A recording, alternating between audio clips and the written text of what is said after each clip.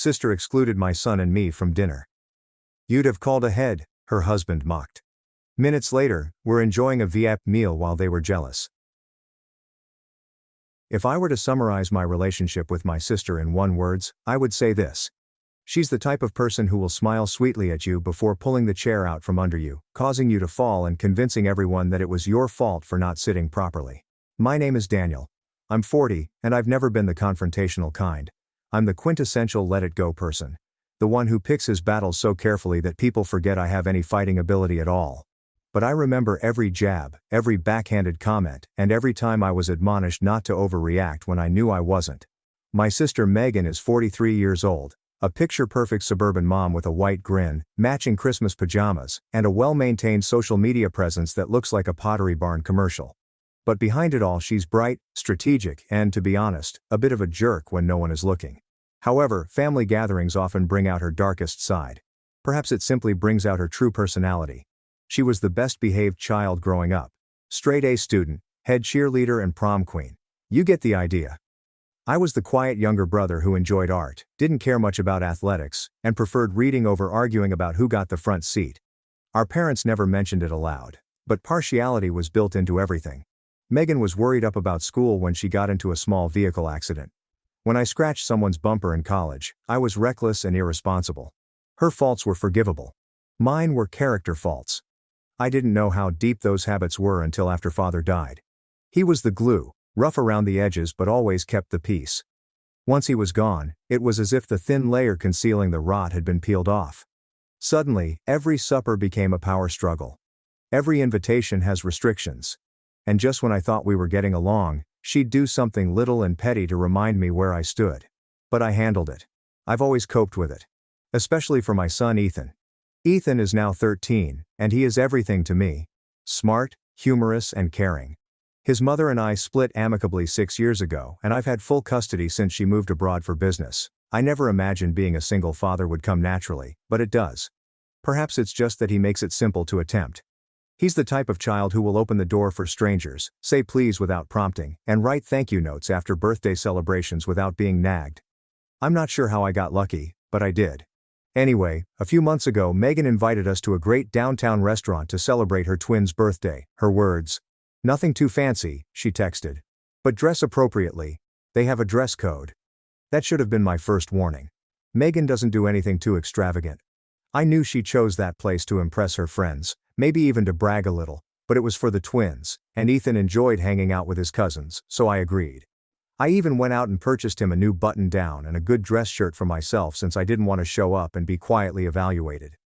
Traffic was really heavy on the day of the meal. We arrived barely 6 minutes late, but I apologized as we stepped in. The hostess smiled politely and ushered me to the private dining area. It was completely glass-walled and softly illuminated, with magnificent hanging lamps, servers, and real tuxedo vests. Ethan's eyes widened. "This place is awesome," he muttered, pulling on my sleeve. "Can I order steak?" "Whatever you want, bud." I smiled. We followed the hostess down the hall, and I saw the group immediately away.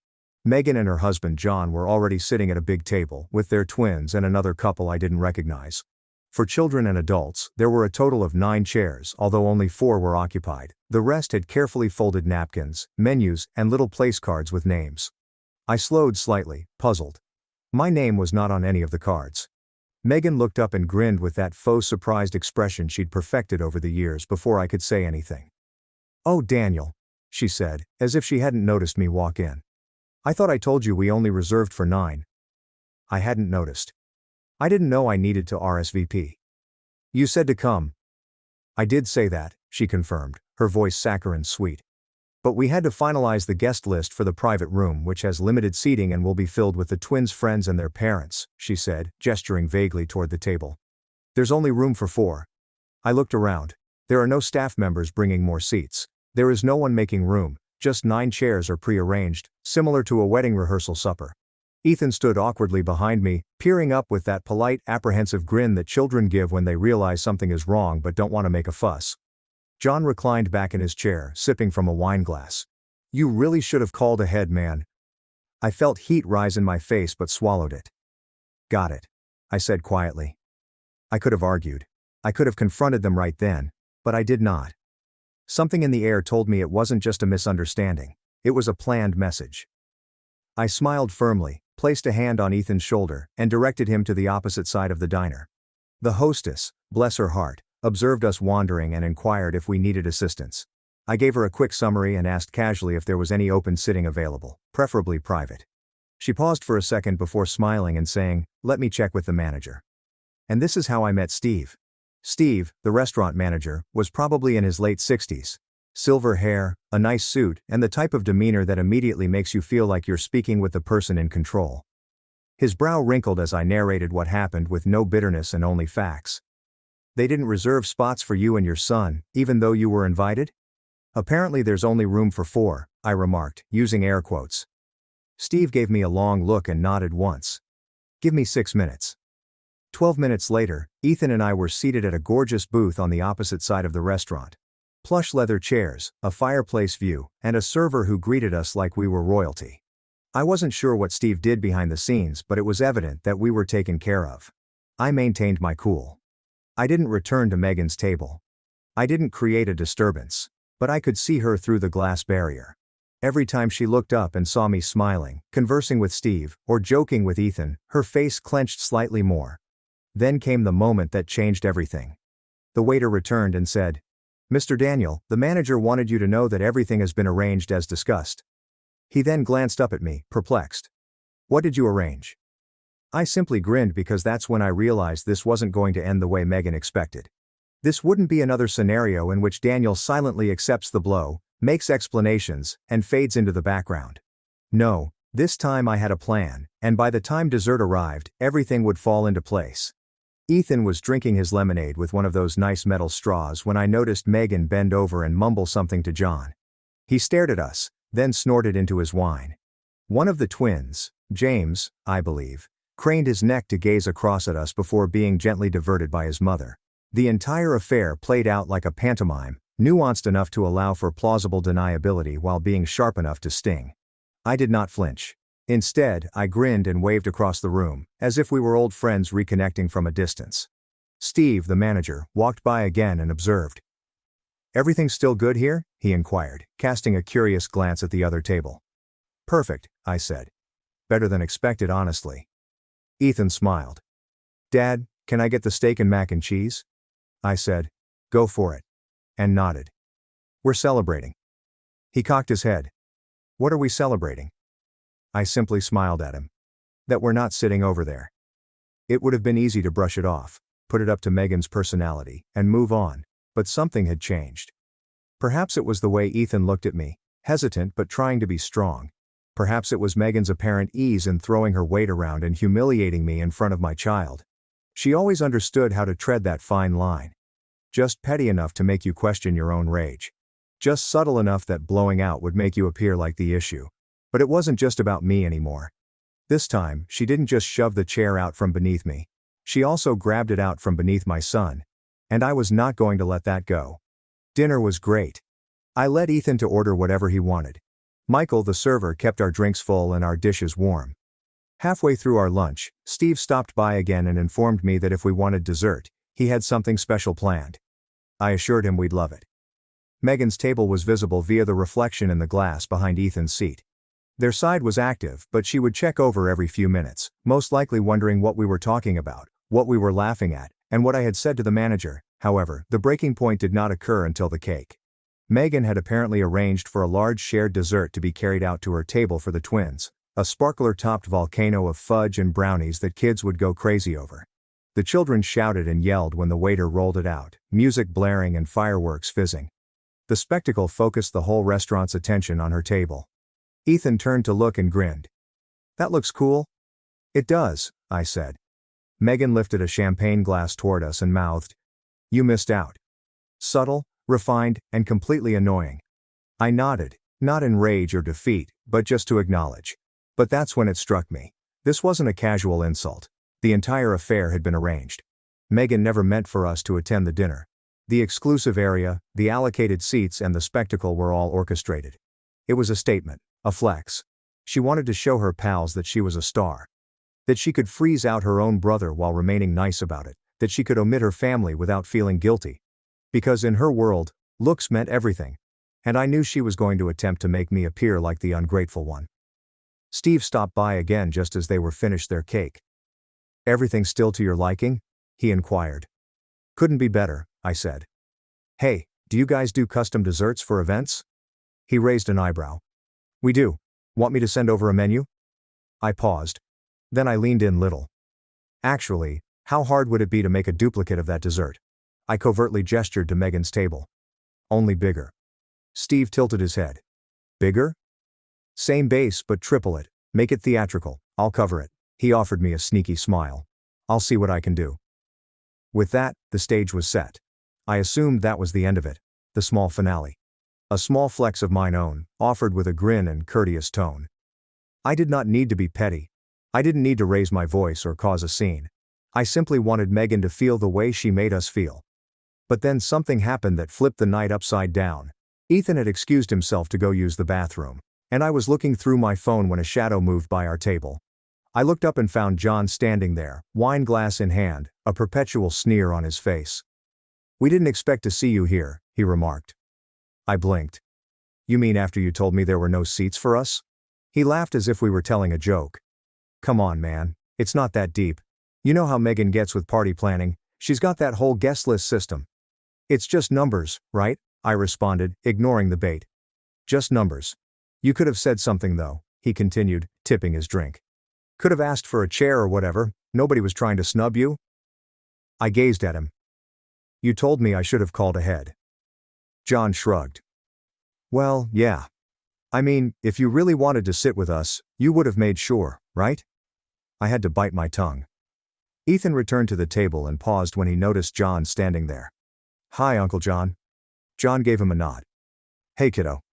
Then he returned his attention to me and dropped his voice so that only I could hear. "Look, I know you don't always feel included. But it's not personal. Megan just doesn't like chaos. You and Ethan, you're kind of unpredictable." I blinked. "Unpredictable?" He hurried to add, "Not in a bad way. Just, not part of the routine. She works hard to make things nice. Maybe next time just check in before showing up." That term, check in, made me feel like an alien, a visitor who required permission to be with family. I stood slowly. "Thanks for stopping by, John. I think our dessert's about to arrive." He gave me a little shrug, then returned to their table. Megan noticed him and spoke to him as he sat down. He responded with a whisper, and she laughed. And then I felt it. The deep, piercing snap of something finally breaking free. It was not about supper. It was not even about the table. It was about the years of being the forgotten brother, the spare seat that only counted if someone else canceled. I recall the holidays when our gifts were typically last-minute afterthoughts. She neglected to write Ethan's name on the birthday card. She once invited the entire family to her beach house except for us and explained that it was simply a logistical issue. I recalled everything, and for once, I wasn't going to swallow it. The waiter reappeared, wheeling in a trolley so enormous it required 2 staff members to maneuver.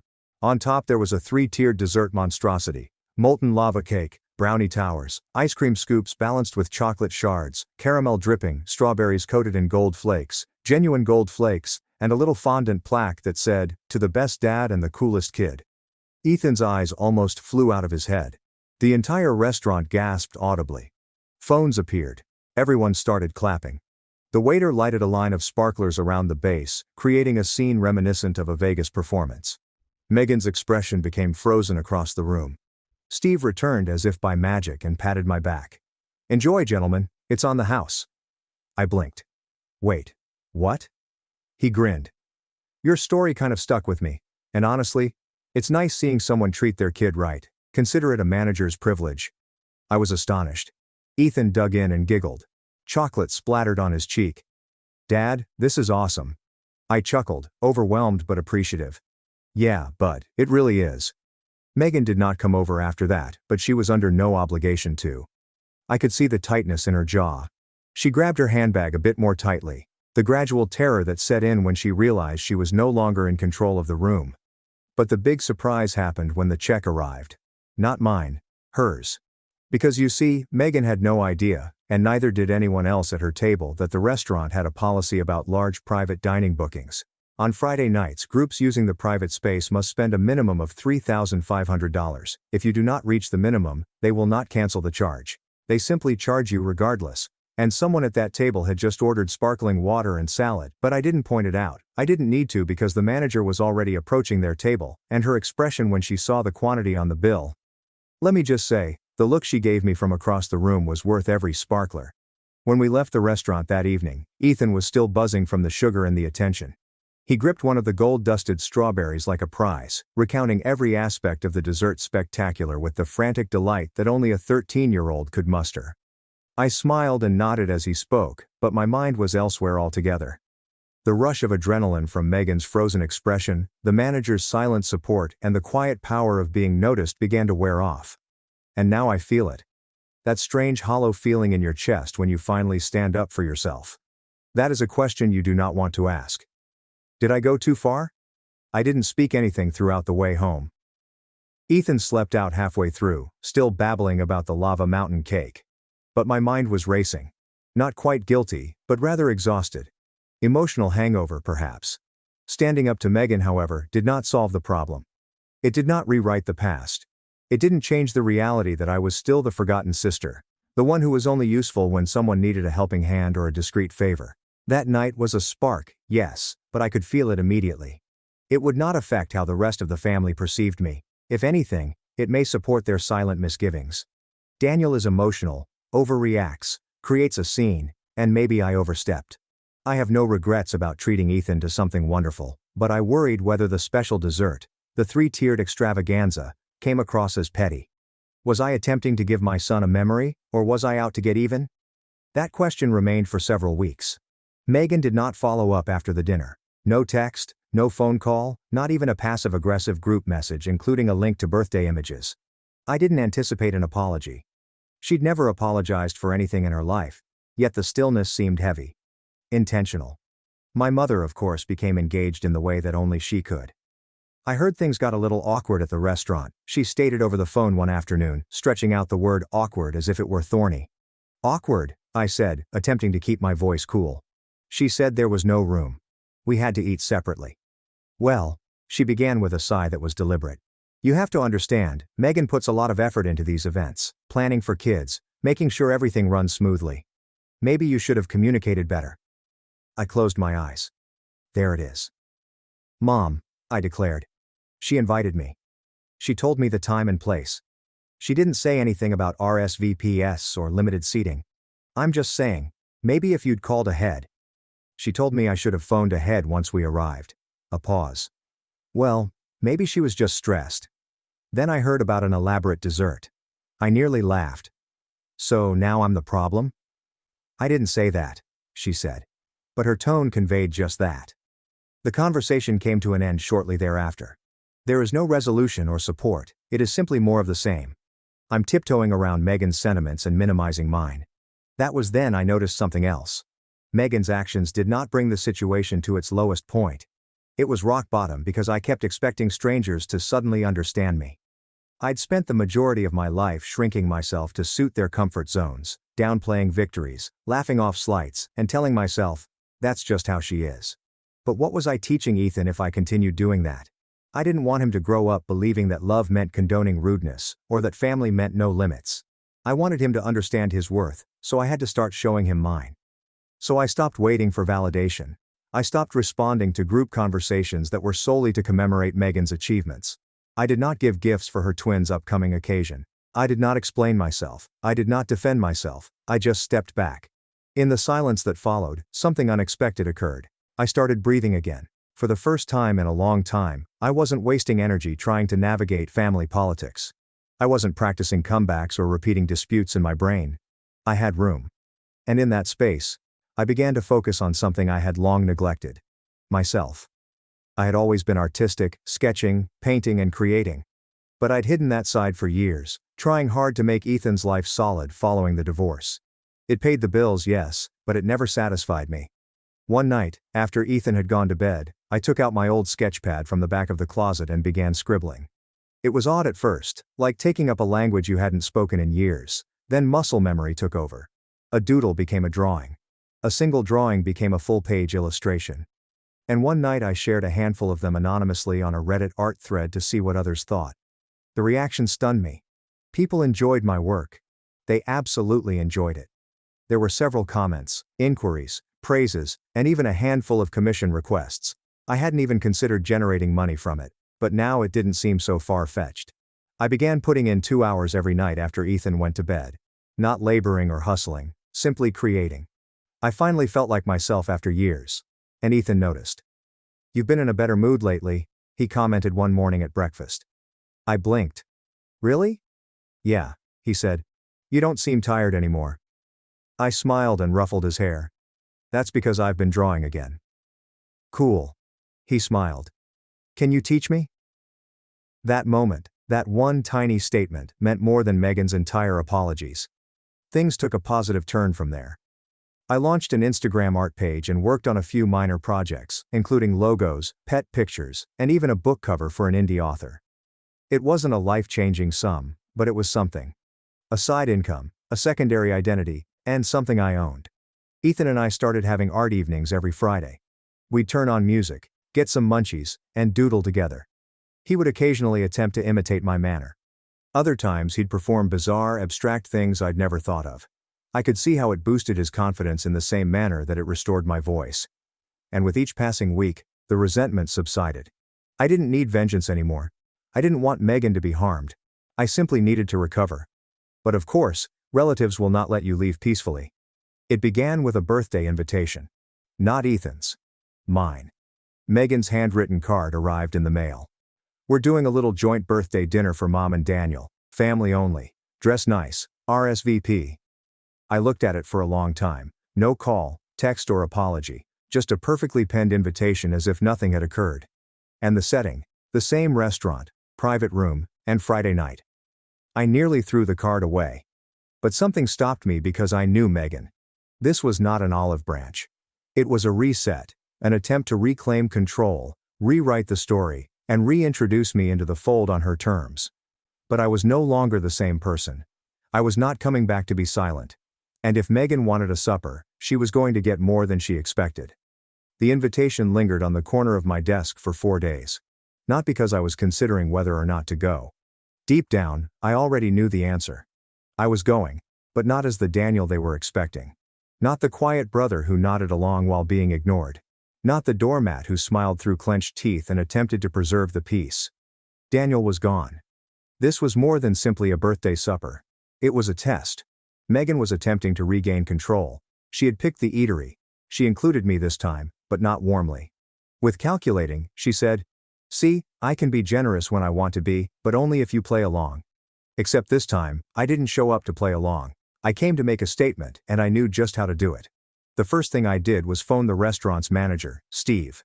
I did not expect him to remember me. It had been more than a month since the twins had dined. But when I announced my name and described the triple-decker dessert, he chuckled. "How could I forget?" he said. "You're the guy who made my pastry chef cry." But in a nice way. Her response was, "That was the most fun she's had plating something in years." I grinned. "Well, I've got a bit of a situation, and I think you might be the only person who can help." He listened as I described the invitation, the setup, and how Megan worked. I kept my tone casual yet honest. I did not want to lie or exaggerate. I only wanted him to understand. He did. "Let me guess," Steve said dryly. "Private room again. Limited seats. Everything perfectly orchestrated." "Exactly," I said. "Let me check the booking." He clicked in the background. "Yep. Friday night. Same table reserved for 12. That's what your mom, Megan, her husband, the twins, you and your son, and probably a plus one or two." My chest clenched. 12 chairs. Just enough to make it feel like a family gathering, but not enough to invite anybody outside of the immediate circle. Megan had once again declared herself the gatekeeper to admittance. "I want to shake things up," I remarked. "Nothing loud, nothing petty, just something to remind her I'm not playing by her rules anymore." Steve hesitated. "Do you want a separate table again?" "No," I said. "This time, I want a seat at that table." And it was the beginning. Over the next 3 days, I began putting things into action. Step 1. Bring someone she did not anticipate. Megan had always made subtle comments about my social life. At family gatherings, she'd say things like, Daniel's too busy to date. He's got Ethan and, well, his doodles. Or, some people are meant to be parents, some are meant to be single, and some are meant to be both. Passive-aggressive crap. She enjoyed playing the game in which she said I was somehow less mature because I hadn't remarried or paraded someone new around. And usually I didn't mind, but this time I had a card to play. I started talking to Samantha around a month ago. We connected through an online art community. She was a graphic artist situated in another city, with a wicked sense of humor and a calm intensity that reminded me of myself. We had only gone on 4 dates, but we clicked. She was not flamboyant. She didn't need to be the focus of attention, yet she captivated me. So I phoned her. "This might sound insane," I remarked. "But would you be willing to come to a family dinner with me this Friday?" "Dinner?" she said, doubtful. "At a restaurant where my sister once exiled me and my son to the sidelines." A pause. "Now I'm interested." "I totally understand if it's too soon or too weird, but I'll go," she told me. Just like that. Step 2. Dress the role. I do not mean fancy. Megan anticipated something special. She lived for aesthetics. I wanted something crisper, more subtle, more confident. I found a fitted blue jacket that I hadn't worn in years. I paired it with a clean white shirt, dark jeans, and boots that didn't scream trying too hard, but yet made a statement. Ethan donned a new charcoal button-down with chinos. Samantha, of course, looked effortlessly lovely in a rich burgundy gown that made Megan's pink clothing appear like wallpaper. Step 3. Control the story before she can. Megan lived on surprises. She enjoyed how people were taken off guard and rushing to react. That is how she maintained her power, by setting the pace. So I flipped it. On the morning of the meal, I uploaded a photo on my Instagram art account. It wasn't anything showy, just a snapshot of Ethan and me drawing at the park with the statement, "1 year ago, I was stuck in a place that drained me. Tonight, I celebrate not just my birthday, but the quiet wins that saved my life and the people who made it worth rebuilding." It exploded more than I imagined. A handful of my paintings had gone semi-viral in the previous month, and I suppose many had been hoping for a peek behind the curtain. Comments came in, offering support, encouragement, and cheering me on. Megan follows me on Instagram. I knew she had seen it. She loved the post within an hour but did not reply, which, in her language, was more powerful than an insult. Step 4. Arrive last. She always liked to make a great entrance. This time, I gave her the spotlight. Let her bask in it. I even contacted Steve ahead of time and requested, "If we arrive a few minutes late, can you make sure there's someone to walk us in personally?"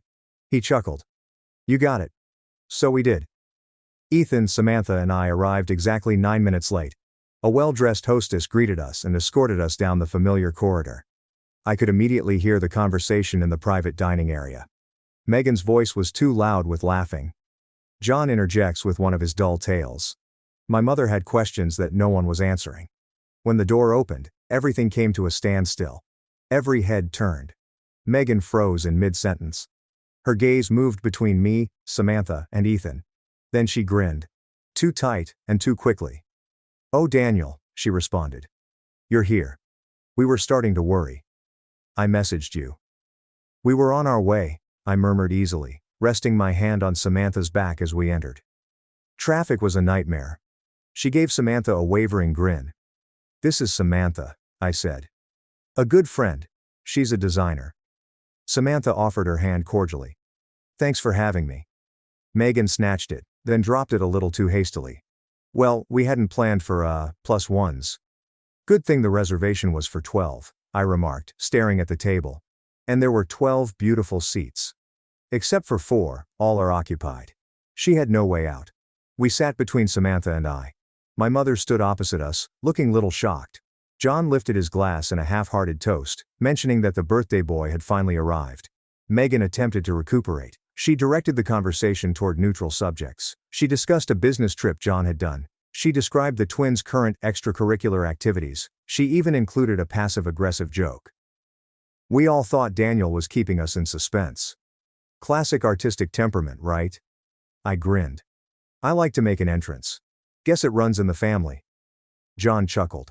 My mother gazed down at her menu, but the tension was palpable. Samantha handled herself like a professional. She posed meaningful inquiries. She complimented the twins' activities. She laughed at the proper moments. She did not overshare, fawn, or attempt to prove anything. Samantha wasn't trying to win, which bothered Megan more than bringing a spotlight and a marching band would have. She was simply there, relaxed and confident, and it disrupted Megan's entire performance. She was already in a downward spiral by the time the appetizers came. "You know?" she said abruptly, drinking her wine. "Daniel's always been the mysterious one. The artist. The free spirit. We never know what he's working on, do we?" I set down my fork. "Actually, I've been working on a children's book, illustrations and all. Got picked up by a publisher last month." A quiet descended across the table. My mom's eyes widened. "Really?" I nodded. "Yeah. It's about a kid who finds strength in being different. Inspired by Ethan." Samantha leaned over and softly squeezed my hand. "That's amazing." My mother responded really. Megan recovered quickly. "Well, isn't that sweet," she said, her smile too big. "Daniel always had a vivid imagination. Good thing he's finally putting it to use." Ethan, God bless him, spoke out just then. He also has over 35 commissions now, and his art was featured in an online magazine. I didn't tell him to say that. I didn't know he remembered, but the pride in his words moved me. Megan blinked. "Well, I guess we've all been busy lately." I grinned. Some of us more than others. With that, the equilibrium changed. The tables had turned. Not via screaming, not through show, but through presence and proof. I was no longer a supporting role in Megan's well-maintained family story. I rewrote the script. And yet, I wasn't finished since dessert hadn't arrived, nor had the main surprise. The clink of forks, murmurs of uncomfortable compliments, and the odd forced laugh filled the room like background noise. By the time dessert arrived, Megan's theatrical warmth had hardened into something colder. She still smiled politely and cocked her head in interest while others talked, but her gaze remained fixed on me, observing, calculating, waiting for a blunder on which she might capitalize. I did not give her one. I hadn't spoken anything since dropping the children's book bomb. Not because I didn't have anything more to say, but because the stillness was louder. My absence from the typical family conversation disturbed her. Megan flourished while handling the script. But now I was not feeding her lines. I was not going to give her a foil. I was simply sitting calm, present, and unconcerned, and it was driving her crazy. Megan perked up when the server presented the dessert menu, her opportunity to retake the situation. "Should we do a shared dessert again?" she questioned the table. "Like we did at the twins' birthday." My mother nodded graciously. John gave a non-committal shrug. The twins, who were half asleep at this point, didn't care. Megan stared at me. "What do you think, Daniel?" I drank my coffee and met her eyes. "Actually, I already arranged something." She blinked. "You did?" "I spoke with Steve last week. He's got something special lined up." Before she could react, the lights dimmed slightly, just enough to quiet the place down. Then it rolled in. A cart carried by 2 waiters and accompanied by a third carrying a tray of sparkling glasses. The cart included a big stacked dessert. Not a carbon replica of the one at the twins' party, but a perfected development. This one was exquisite and sculptural, with a tower of white chocolate mousse, caramel-drizzled profiteroles, and dark chocolate shards that span out like wings. The gold-dusted raspberries glistened in the candlelight. On the top tier, a thin slate of tempered chocolate embossed with white script. "To Daniel for rising quietly, but powerfully." The visitors let out gasps and hushed wows. Even John leaned in to get a better look. Ethan's eyes widened. Samantha grinned. "Megan?" She froze. I stood. "Thank you," I told the waiters before turning to face the table. "I hope you don't mind. I just wanted to mark this moment." Megan discovered her voice. "That's quite a gesture." I grinned. "It is." She offered a little laugh. "I mean, it's lovely, but don't you think it's a bit much? This was supposed to be a shared dinner, not just your celebration." There it was. The fracture and simmer underneath the surface. I nodded thoughtfully. "You're right. But for the past decade, every family dinner has been about someone else. Someone's promotion. Someone's kid's recital. Someone's curated perfection. And I've always sat quietly congratulating everyone, applauding the show, trying not to take up space." She opened her lips, but I continued. "This time, I wanted to try something different. Not out of spite, just to remind myself that I'm allowed to be seen. A pause to remind Ethan that being kind doesn't mean being invisible." Megan's cheeks twisted as she considered whether to double down or back off. I did not give her the chance. "Oh, and one more thing," I said, putting down my coffee. I went inside my jacket pocket and took out a folded envelope. I wasn't planning to bring this up today, but since we were all present, I passed the envelope across the table to my mother. She took it carefully. What's this? A letter from Dad's lawyer, I answered calmly, referring to the trust fund. Megan paled. What? What are you talking about? My mother opened the envelope and started reading. Her eyes expanded. You see, I said calmly.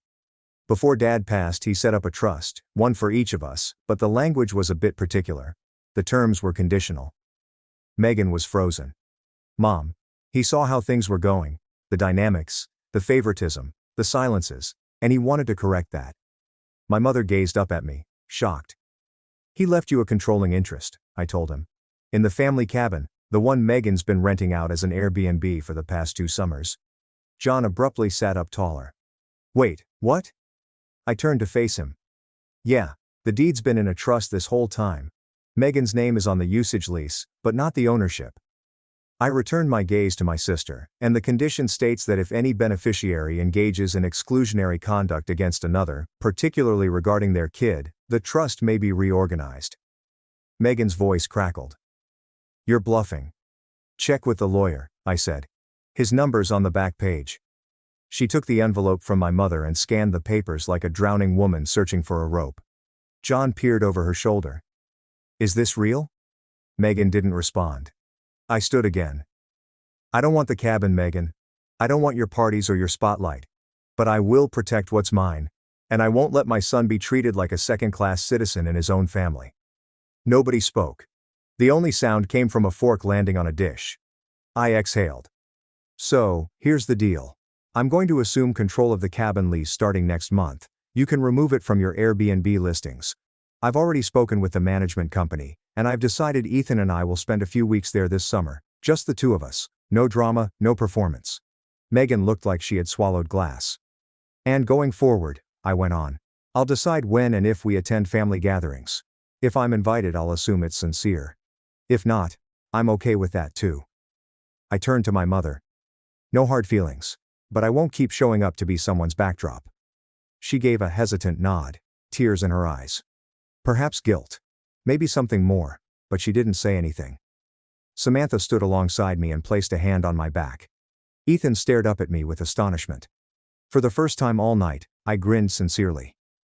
Thanks for dinner. We stepped out as dessert was served, and the door closed behind us. I could still hear the hush echoing in that exquisite small dining room. That was the last family meal I'd attended in a long time. However, that was the first night I actually felt free.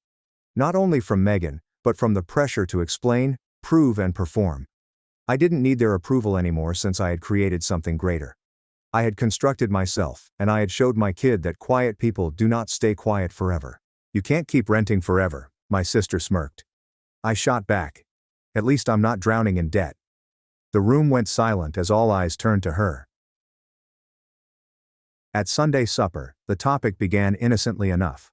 The manner in which these family get-togethers always started before degenerating into covert rivalries and barely concealed criticisms. For the first 16 minutes, Rachel showcased pictures of her most recent home renovation endeavor. She had spent months arranging a kitchen makeover that included new cabinets, marble worktops, and a backsplash. She commented, "It's amazing what homeownership allows you to do," as she flipped through her phone to see the immaculate granite surfaces from yet another perspective. The equity just keeps building month after month, unlike some people who throw money away on rent every single month with nothing to show for it. Mom's face lit up with maternal pride as she nodded approval and passed the potatoes. When it comes to long-term investments and wealth accumulation, Rachel has always been the astute one with the money. She plans ahead. I carried on eating my dinner in silence, used to these subtle jabs about my seeming lack of money. I drove a modest 3-year-old Honda Civic, worked at what they thought was a small consulting firm, and lived in what they thought was a rental apartment in a less upscale area of town. To the family, I was the underachiever. Dad added, cutting his steak more forcefully than required, in reference to rent. Lily, perhaps it's time for you to start giving your future some real thought.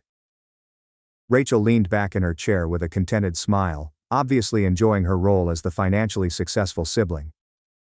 You can't rent forever like some college student. At 27, most successful people are building equity and investing in real estate, not paying someone else's mortgage month after month. I mean, I completely understand. First-time buyer programs are available, even for people in your particular situation. The disdain oozed from every carefully selected phrase. Not everyone has the credit score or down payment saved up for property ownership. The requirements are pretty steep these days. Rachel had always presented herself as the successful sibling, the one who had planned and executed her entire life flawlessly. She claimed to have used meticulous financial planning and disciplined saving to buy her first home at the age of 26, graduate with honors from business school, and secure a top marketing position at a large pharmaceutical firm. At the same time, I was just Lily, the reserved one who never seemed to rise to anything in her career and seemed happy enough with a modest lifestyle that shouted underachiever to anyone who paid attention. From the other side of the table, Uncle James said, "The housing market is extremely competitive right now." When the family talked about my many failings, I was always willing to add more. "You need substantial income, perfect credit, and a significant down payment. It's definitely not for everyone. Some people just aren't cut out for that level of financial responsibility." My usual reaction to these weekly evaluations of my life decisions was to nod courteously and take another bite of green beans. "You're all probably right about that. Don't get me wrong," Rachel said, obviously enjoying the limelight and the chance to demonstrate her exceptional grasp of personal finance. "Renting is perfectly acceptable. The obligations that come with owning a house, such as ongoing maintenance, property taxes, insurance premiums, and HOA dues, are simply too much for some people to handle and call for a certain level of financial literacy." Mom's face was a mix of sadness and worry as she leaned over and gave me a sympathetic touch on the hand. "Maybe you could start small, honey. A little condo or townhouse, something manageable. Work your way up gradually." "If she can even qualify for a mortgage," Dad whispered, loud enough for everyone to hear but not quite beneath his breath. More in-depth tales about Rachel's home renovations, her recent promotion to senior marketing manager, and her ambitious 4-year plan to move to an even larger suburban home with a 3-car garage and a swimming pool filled the remaining hour and a half of the family supper. I continued to play the part I had for years, listening quietly and nodding sometimes when someone spoke directly to me. Rachel cornered me in the kitchen while the others moved into the living room to finish cleaning up and making dessert. "Dad only wants to see you thrive and create something worthwhile, so I hope you don't take anything he said personally. Really. We all do." "I know," I said systematically as I rinsed the dishes and put them in the dishwasher. "If you ever need help finding a competent real estate agent or getting pre-approved for a mortgage, I'm more than happy to help. I know this incredible woman who specializes in assisting first-time buyers, particularly those with tighter budgets. She's very sympathetic and patient with various financial circumstances." I kept up the front that had grown ingrained over the years, grinning and thanking her for the kind offer. I had time to think back on the talk that evening and the recurring themes that had surfaced during the journey home. This was not uncharted territory. For years, the basic format of these family dinners had remained the same. Rachel would display her most recent accomplishment or purchase. The family would compliment her financial savvy and progressive approach to accumulating fortune, and I would sit in silence as they talked about my seeming lack of drive and dubious life decisions. They were unaware of the fact that I had been covering Rachel's mortgage for the last 2 years. As is often the case, it began little and harmless. About 16 months after purchasing her home, Rachel called me in tears and revealed that her marketing position wasn't as secure as she had first thought. Her entire department was being cut, the pharmaceutical firm was undergoing a significant reorganization, and she would be unemployed for 2 months while she looked for another job. "I don't know what I'm going to do, Lily," she had wailed in a desperate voice over the phone. "The mortgage payment is $2,800 every month. And I've only got enough in savings to cover maybe 6 weeks, maybe 8 if I really stretch it. I can't lose this house. Not after everything I went through to get it, all the sacrifice and planning." She had pleaded with me to keep her predicament from the family. She placed a great deal of importance on her carefully cultivated image as the successful sister, the basis of her identity in the context of our family. She could not handle the idea of either her parents knowing that she was unable to make her mortgage payments. I therefore assisted, first considering it to be a short-term crisis solution. While she concentrated on finding a new job, I set up a monthly automated transfer from my company account to hers, paying her $2,800 mortgage. It was intended to be a short-term arrangement until she recovered and could start making regular payments again. However, she then discovered a new job that paid far less than the one she had before. Better long-term stability and growth prospects were provided by the marketing position at a smaller biotechnology business, but the significant $28,000 yearly pay decrease made her home payments entirely unaffordable on her new wage. She maintained the house by continuing to take my monthly payments, which she now presented as a short-term loan that she would undoubtedly repay once her financial circumstances changed, and she either received a promotion or was able to find a better-paying job elsewhere. The payments had been made consistently each month for more than a year at that point. I was aware of the situation's irony. I was actually funding Rachel's version of the American dream as she gave talks about increasing equity and the long-term advantages of home ownership. I sent her $2,800 each month to keep her afloat while she enjoyed the family's praise for her purported ability to plan and succeed financially. My real business, a property management company that I had established from the bottom up during the previous 4 years, was really concealed by the consulting firm I claimed to work for. I had 15 rental properties spread out throughout the city, which produced enough passive income to support my sister's lifestyle without having a major impact on my own financial security or long-term investment goals. However, in order to explain that reality, I would have to expose the whole web of falsehoods and presumptions that had grown to be the cornerstone of our family dynamic. Rachel couldn't reveal that she was having financial difficulties without ruining her meticulously cultivated reputation. Additionally, I had become weary of attempting to convince individuals who had already concluded that I was the family's letdown. I started my daily habit of looking over maintenance schedules and rental income reports on Monday morning. My property manager Claire, who managed the majority of the daily operations while I concentrated on acquisitions and strategic planning, sent me an email overnight, which I verified. With occupancy rates exceeding 95% and rental income that were rising in line with market prices, my 15 properties were doing well. During our weekly call, Claire noted that qualified tenants are applying to the Riverside property in large numbers. Each of the 3 applicants is making an offer that is higher than the quoted rent.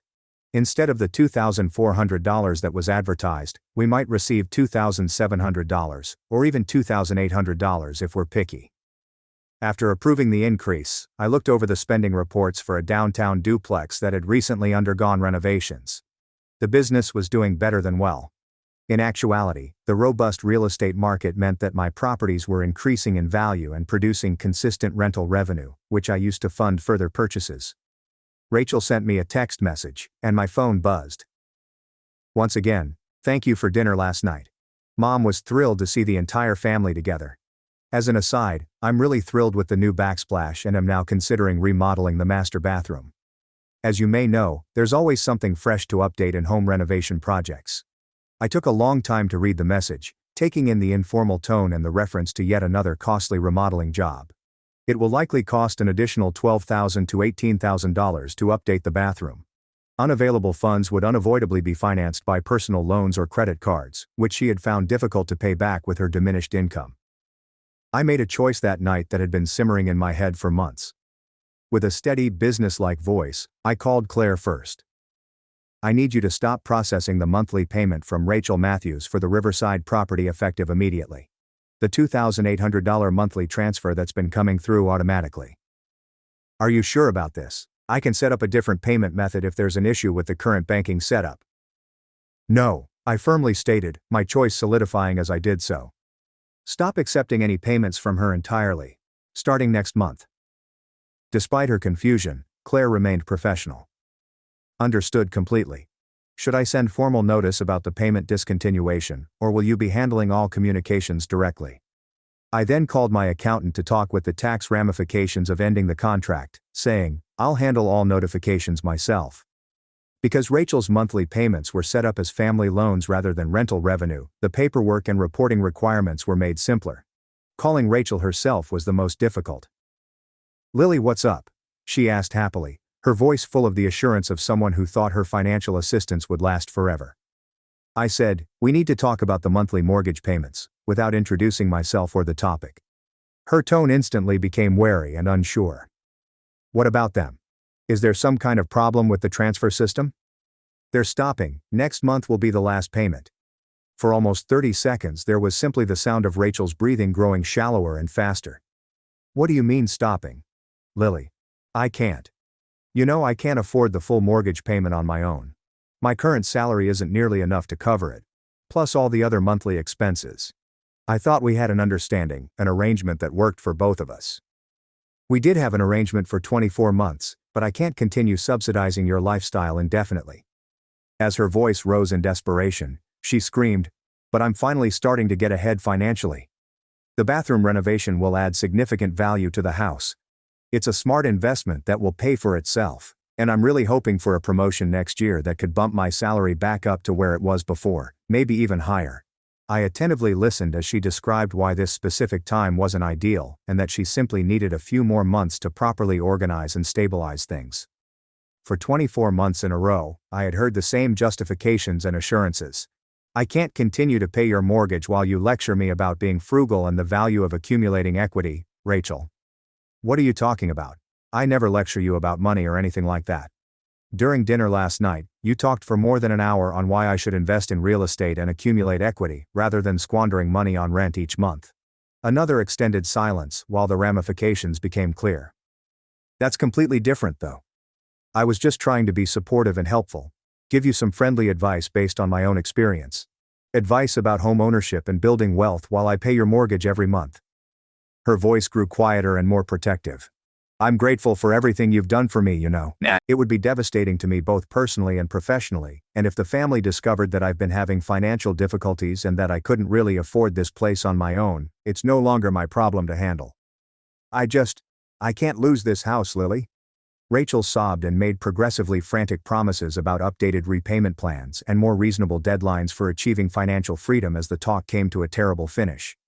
I was relieved that the charade was finally coming to an end, but I also felt bad about her suffering. It had been too long, this pretense. Rachel convened an urgent family meeting 3 days later. She said, "I need to tell everyone something really important." As we all assembled at Mom and Dad's house on Thursday night, she appeared to have not had much sleep in the previous few days, and her eyes were rimmed in red from crying. Rachel's obvious sadness triggered Mom's maternal instincts, prompting her to ask, "What's wrong, sweetheart?" With a trembling breath, Rachel glanced at every one of us in the room. "I've been experiencing more severe financial issues than I've disclosed to anyone. The fact is that I've been receiving financial assistance to maintain the house because I can't pay my mortgage with my current salary." Dad's look changed from worry to perplexity as he leaned forward in his chair. "What kind of help?" "Second mortgage. A personal loan from the bank. Lily has been paying my entire mortgage for the past 2 years." As though the air had been abruptly drawn out of the room fell into utter silence. The first person to discover his voice was Uncle James. "Lily? The one who?" I met his disbelieving gaze with a composed nod. "The monthly payments were $2,800. I've been covering her complete housing costs since she lost her first job after buying the house." "But you don't even—" When Dad realized what he was going to say, he stopped himself. "Own property, have a successful career, make enough money to help anyone else." He was having trouble filling in the blanks, so I did. "Right." Mom was utterly perplexed, as though the basic presumptions about our family had all of a sudden been upended. "How could you possibly afford to pay Rachel's mortgage? Your job at that little consulting firm?" "My consulting firm manages $10 million in residential real estate assets. I personally own 15 rental properties throughout the city. Rachel's mortgage payment represents approximately 8% of my monthly rental income." The realization was like an explosion in the room. Rachel was sobbing silently because she felt ashamed that her financial reliance had been made public. Dad's face had undergone a number of noticeable color shifts as he took in the information, which totally defied what he believed to be true about my financial circumstances. 15 properties. Every week Uncle James reiterated as though speaking the words would help them make more sense. Started with a duplex 4 years ago. Used the rental income to qualify for investor loans on additional properties. Pretty standard wealth building strategy in real estate investment. Claire had a portfolio overview ready for just such circumstances. The locations of the properties, dates of acquisition, current market valuations and monthly rental revenue are all displayed on one page. I took it out of my purse and set it in plain sight on the coffee table. Dad's hands were clearly shaking when he picked up the document. "This says your properties are worth over $3.8 million in total. Current market assessment." I gave a matter-of-fact confirmation. "Though property values have been rising pretty consistently over the past 16 months, so that number is probably conservative." Rachel used a tissue to dab at her eyes. Something that appeared to be resentment now blended with her shame. "I never meant for it to go on this long. I kept thinking I'd get a better job, or a significant promotion or something that would let me pay Lily back and handle the mortgage payments myself. Mom said in a voice that was almost audible above a whisper. Why didn't you tell us Lily was helping you financially? Rachel abruptly became defensively angry after feeling embarrassed. Because you all think she's the family failure, she said. Every single family dinner is about how successful I am and how Lily needs to get her life together and start making better choices. How was I supposed to explain that this successful sister needed financial support from the unsuccessful one? As everyone processed the full ramifications of what had been disclosed, the room became quiet once more. I said to Rachel, "So, when you've been giving me advice about building equity and buying property," leaving the statement ambiguous. "I know exactly how it sounds," she added in a dejected tone. I wanted to keep up the image, you know. I worked so incredibly hard to buy that house.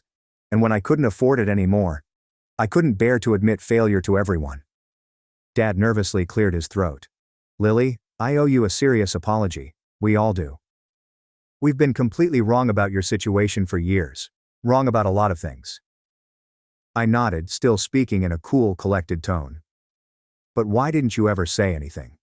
Mom inquired, her bewilderment sincere. "All these years of us thinking you were struggling financially, making assumptions about your career, because it didn't matter what any of you thought about my success.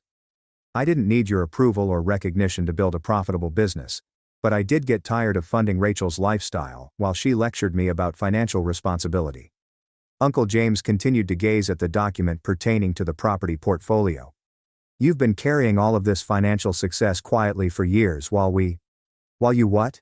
Made assumptions and offered unsolicited advice. Treated me like the family disappointment." I gave a shrug. "Real estate investment isn't particularly dramatic or exciting. You buy properties, maintain them properly, collect rent, and reinvest the profits. It's boring and steady, which doesn't make for exciting dinner conversation." Rising from her Kleenex, Rachel peered up. "What happens now with the house?" I stated firmly, "that's your problem to solve. You have 30 days to figure out how to cover your mortgage payment without my financial support. I can't afford it on my current salary. You know that's impossible. Then sell the house, downsize to something you can actually afford on your income, or find a way to increase your earnings, but I'm not subsidizing your lifestyle anymore." A lot of awkward silence and flimsy apologies that seemed more required than sincere marked the end of the family meeting. Dad pledged to be less critical and more encouraging going forward. Uncle James asked for investing advice, which felt especially odd considering his prior remarks on my financial prospects, while Mom maintained that she had always trusted in my potential despite all the evidence to the contrary. With increasing urgency, Rachel investigated her few possibilities over the next few weeks. After putting the property up for sale, she began searching for more affordable townhouses and condos. Along with a number of other home repair projects she had been contemplating, the intricate bathroom renovation plans were discreetly abandoned. Accepting the fact that she would have to live within her actual means appeared to be the most difficult adjustment for her. My financial assistance had enabled her to sustain a lifestyle well above her wage for 2 whole years. She had to make actual decisions about her spending priorities and living expectations in the absence of that safety net. The whole dynamic had changed drastically by the time of the following family meal.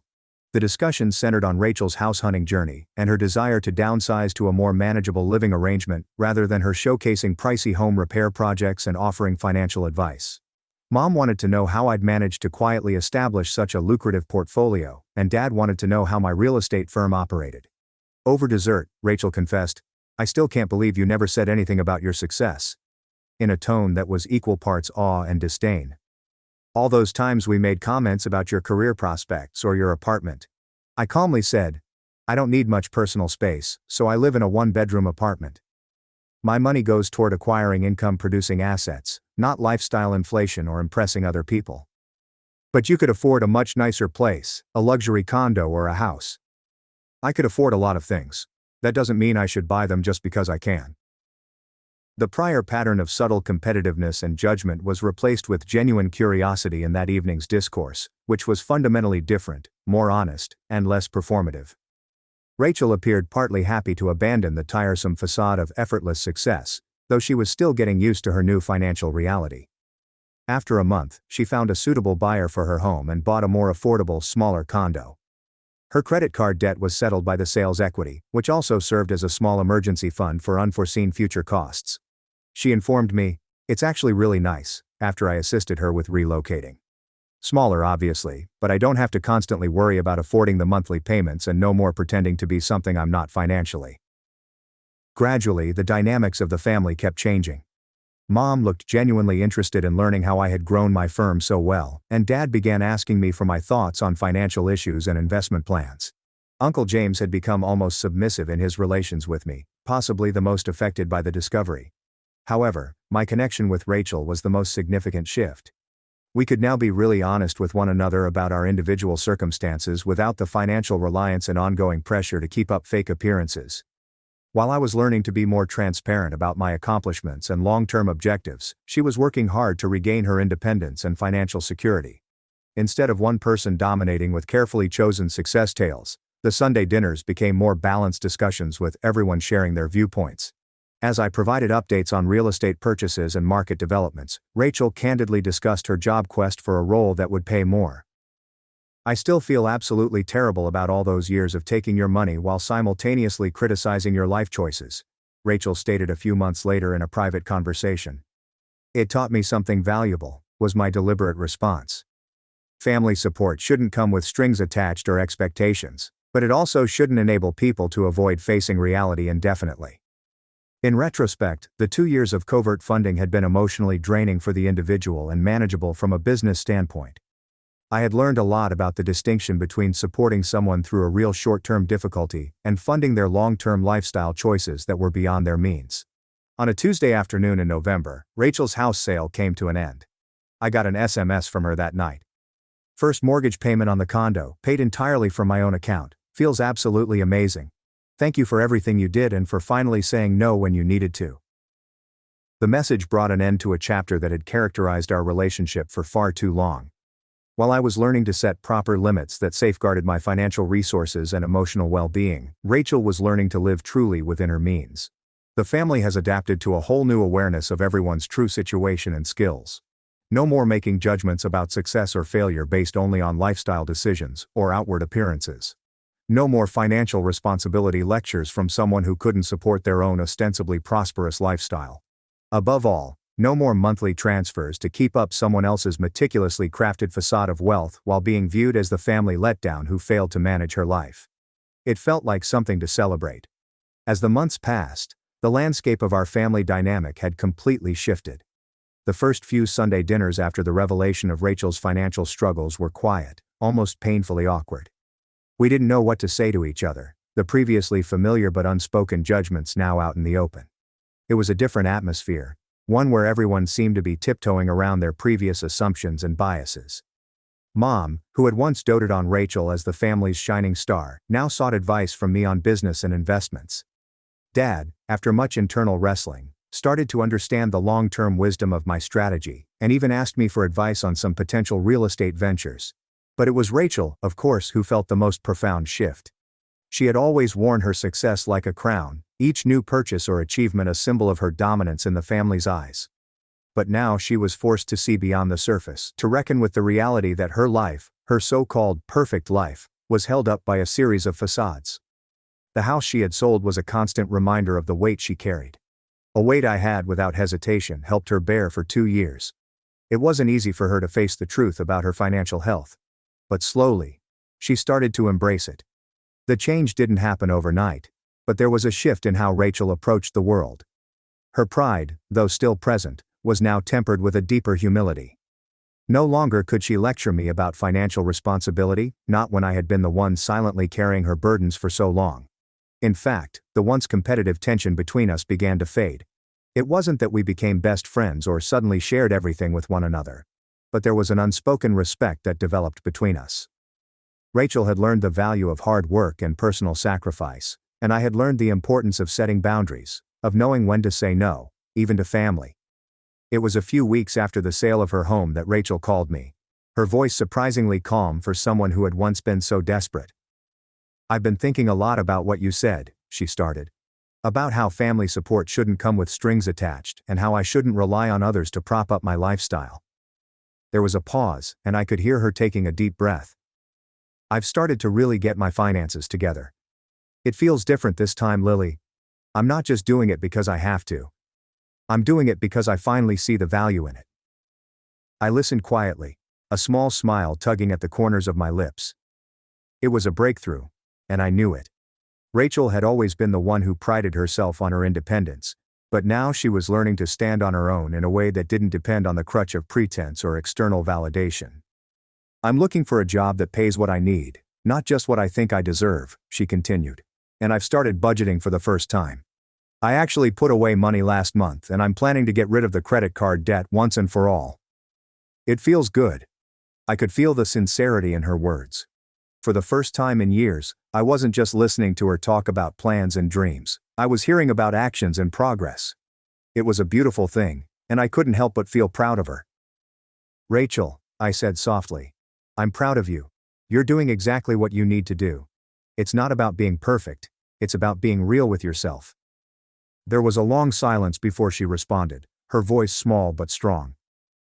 Thank you for everything, Lily. You saved me more than once, and I don't think I'll ever be able to repay you for that. But I promise, I'm going to make sure I never put you in that position again. Over the next few months, Rachel continued to make strides. Her new job was steady, and although it didn't pay as much as her old position, it provided the stability she needed. She sold her old furniture, downsized to a simpler lifestyle, and learned to live within her means. Slowly the tension between us melted away, replaced with something deeper: understanding. As for me, I kept moving forward with my real estate business, expanding my portfolio with acquisitions that aligned with my long-term vision. I continued to manage the properties efficiently, but I was no longer burdened by the weight of false expectations from my family. For the first time in years, I felt like I could breathe. The next family dinner was different. Rachel, looking more relaxed and at ease than I had seen her in years, sat across from me. She didn't talk about her grand plans or flaunt her success. Instead, she asked me about my real estate ventures, genuinely curious and eager to learn. And this time, I shared openly with her. I didn't hold back my knowledge, my success, or the hard lessons I had learned along the way. Uncle James, who had once been so dismissive of me, asked for advice on how to start investing in property. I chuckled softly to myself, amazed at how much things had changed. The old family dynamic was gone, replaced by a new understanding that was more grounded in reality than the image-driven world we had once lived in. As the evening wore on, Rachel leaned over and whispered to me, I know we've had our differences, but thank you for teaching me what really matters. I smiled, giving her a knowing look. You've always had it in you, Rachel. You just needed to see it for yourself. And so, life continued. The Sunday dinners no longer carried the same weight of unspoken competition.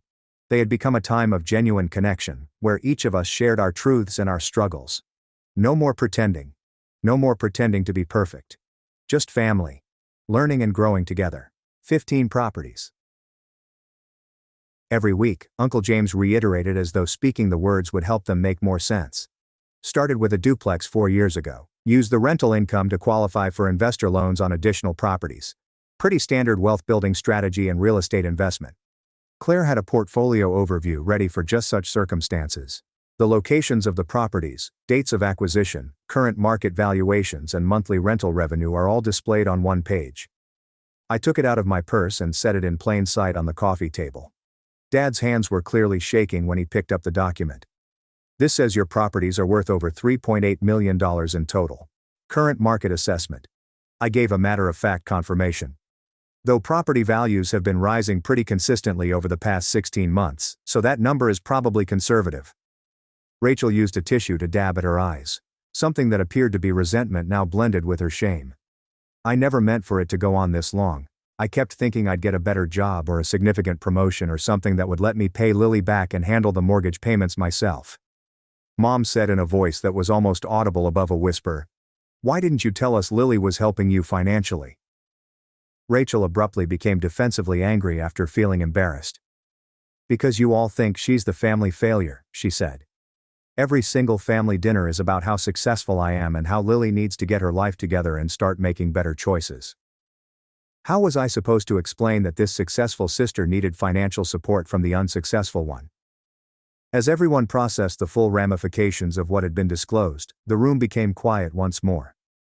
I said to Rachel, "So when you've been giving me advice about building equity and buying property, leaving the statement ambiguous. I know exactly how it sounds. she added in a dejected tone. I wanted to keep up the image, you know? I worked so incredibly hard to buy that house. And when I couldn't afford it anymore, I couldn't bear to admit failure to everyone. Dad nervously cleared his throat. Lily, I owe you a serious apology. We all do. We've been completely wrong about your situation for years. Wrong about a lot of things. I nodded, still speaking in a cool, collected tone. But why didn't you ever say anything? Mom inquired, her bewilderment sincere.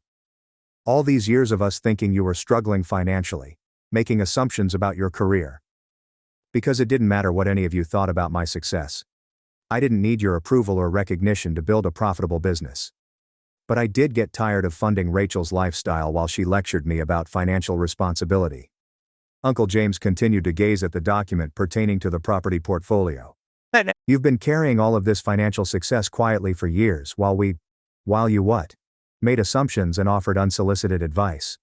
Treated me like the family disappointment. I gave a shrug. Real estate investment isn't particularly dramatic or exciting. You buy properties, maintain them properly, collect rent, and reinvest the profits. It's boring and steady, which doesn't make for exciting dinner conversation. Rising from her Kleenex, Rachel peered up. What happens now with the house? I mean, I stated firmly. That's your problem to solve. You have 30 days to figure out how to cover your mortgage payment without my financial support. I can't afford it on my current salary. You know that's impossible. Then sell the house. Downsize to something you can actually afford on your income or find a way to increase your earnings, but I'm not subsidizing your lifestyle anymore. A lot of awkward silence and flimsy apologies that seemed more required than sincere marked the end of the family meeting. Dad pledged to be less critical and more encouraging going forward. Uncle James asked for investing advice, which felt especially odd considering his prior remarks on my financial prospects, while Mom maintained that she had always trusted in my potential despite all the evidence to the contrary. With increasing urgency, Rachel investigated her few possibilities over the next few weeks. After putting the property up for sale, she began searching for more affordable townhouses and condos. Along with a number of other home repair projects she had been contemplating, the intricate bathroom renovation plans were discreetly abandoned. Accepting the fact that she would have to live within her actual means appeared to be the most difficult adjustment for her. My financial assistance had enabled her to sustain a lifestyle well above her wage for 2 whole years. She had to make actual decisions about her spending priorities and living expectations in the absence of that safety net. The whole dynamic had changed drastically by the time of the following family meal. The discussion centered on Rachel's house hunting journey and her desire to downsize to a more manageable living arrangement rather than her showcasing pricey home repair projects and offering financial advice. Mom wanted to know how I'd managed to quietly establish such a lucrative portfolio, and Dad wanted to know how my real estate firm operated. Over dessert, Rachel confessed, I still can't believe you never said anything about your success, in a tone that was equal parts awe and disdain. All those times we made comments about your career prospects or your apartment. I calmly said, I don't need much personal space, so I live in a 1-bedroom apartment. My money goes toward acquiring income-producing assets, not lifestyle inflation or impressing other people. But you could afford a much nicer place, a luxury condo or a house. I could afford a lot of things. That doesn't mean I should buy them just because I can. The prior pattern of subtle competitiveness and judgment was replaced with genuine curiosity in that evening's discourse, which was fundamentally different, more honest, and less performative. Rachel appeared partly happy to abandon the tiresome facade of effortless success, though she was still getting used to her new financial reality. After a month, she found a suitable buyer for her home and bought a more affordable, smaller condo. Her credit card debt was settled by the sales equity, which also served as a small emergency fund for unforeseen future costs. She informed me, "It's actually really nice," after I assisted her with relocating. Smaller, obviously, but I don't have to constantly worry about affording the monthly payments, and no more pretending to be something I'm not financially. Gradually, the dynamics of the family kept changing. Mom looked genuinely interested in learning how I had grown my firm so well, and Dad began asking me for my thoughts on financial issues and investment plans. Uncle James had become almost submissive in his relations with me, possibly the most affected by the discovery. However, my connection with Rachel was the most significant shift. We could now be really honest with one another about our individual circumstances without the financial reliance and ongoing pressure to keep up fake appearances. While I was learning to be more transparent about my accomplishments and long-term objectives, she was working hard to regain her independence and financial security. Instead of one person dominating with carefully chosen success tales, the Sunday dinners became more balanced discussions with everyone sharing their viewpoints. As I provided updates on real estate purchases and market developments, Rachel candidly discussed her job quest for a role that would pay more. "I still feel absolutely terrible about all those years of taking your money while simultaneously criticizing your life choices," Rachel stated a few months later in a private conversation. "It taught me something valuable," was my deliberate response. "Family support shouldn't come with strings attached or expectations, but it also shouldn't enable people to avoid facing reality indefinitely." In retrospect, the 2 years of covert funding had been emotionally draining for the individual and manageable from a business standpoint. I had learned a lot about the distinction between supporting someone through a real short-term difficulty and funding their long-term lifestyle choices that were beyond their means. On a Tuesday afternoon in November, Rachel's house sale came to an end. I got an SMS from her that night. "First mortgage payment on the condo, paid entirely from my own account. Feels absolutely amazing. Thank you for everything you did, and for finally saying no when you needed to." The message brought an end to a chapter that had characterized our relationship for far too long. While I was learning to set proper limits that safeguarded my financial resources and emotional well-being, Rachel was learning to live truly within her means. The family has adapted to a whole new awareness of everyone's true situation and skills. No more making judgments about success or failure based only on lifestyle decisions or outward appearances. No more financial responsibility lectures from someone who couldn't support their own ostensibly prosperous lifestyle. Above all, no more monthly transfers to keep up someone else's meticulously crafted facade of wealth while being viewed as the family letdown who failed to manage her life. It felt like something to celebrate.